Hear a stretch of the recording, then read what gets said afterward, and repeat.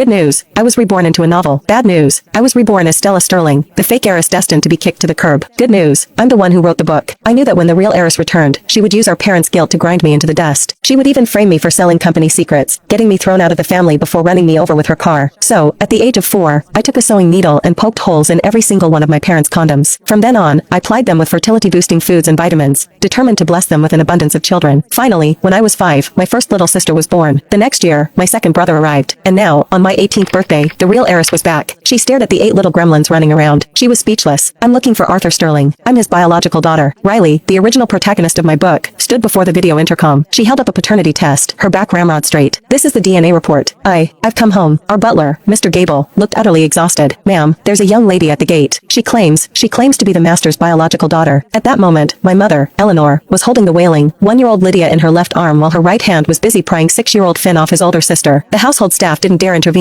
forming a nervous circle around the chaos. Hearing the words biological daughter, my mother froze for a split second. According to the original script, this was the moment for shock and disbelief, followed by her rushing out to tearfully embrace her long-lost child. But in reality, Mom, Ethan stole my Iron Man figure. Mom, where's the dress I'm supposed to wear tomorrow? Mom, Sam threw up all over my homework. Mom, a chorus of mom erupted from every corner of the house. My mother ran a hand through her thinning hair. Stop, Mama and Jimmy. Go find your big sister. She radiated an aura of pure, unadulterated despair, the kind that silently screams, let the world burn. I'm not seeing anyone. Tell her to go away. I don't need any more daughters. Mr. Gable looked pained. Ma'am, the young lady has a paternity test. It looks authentic. My mother scratched her head in frustration. I watched from the second-floor landing, trying to stifle a laugh. In the original story, I was the villainous fake heiress. As the only daughter, I was spoiled rotten before the real heiress came back. After Riley's return, guilt and blood ties made her the new family favorite. But now, when my older brother, Ethan, was born, my parents wept with joy and consulted astrologers for his name. When Riley was born, in the original timeline, they were thrilled to have a son and a daughter. When my third sibling, Maya, was born, my parents had faint smiles, thinking it would be nice for the girls to grow up together. By the time Finn was born, number 6, my mother had decided to get her tubes tied. I talked her out of it. With the 7th, 8th, and 9th, my parents' faces grew darker with each birth. When Lydia, the 10th, was born, my mother had finally had enough and booked the surgery. My father, after finishing a shortbread cookie, casually named the baby Cookie. To my mother, another child wasn't a pleasant surprise. It was a horror story. Ma'am, the report. Mr. Gable ventured. I don't want to see it. Just leave it there. My mother snapped, not even looking up. Just get Lydia to stop crying. Oh, for heaven's sake, you little monster. Please stop. You're giving mommy a migraine. She frantically bounced Lydia in her arms, humming a nursery rhyme. As for the real heiress at the gate, clutching her DNA report and waiting for a heartwarming family reunion, nobody had the time. I strolled down the stairs, took the tablet from Mr. Gable, and glanced at the security feed. On screen, Riley was still holding her defiant pose. After a long wait, her expression had shifted to one of impatience and confusion. A small smile played on my lips. Let her in, I told Mr. Gable. She is father's flesh and blood. After all, we wouldn't want people to think the Sterlings abused their illegitimate children.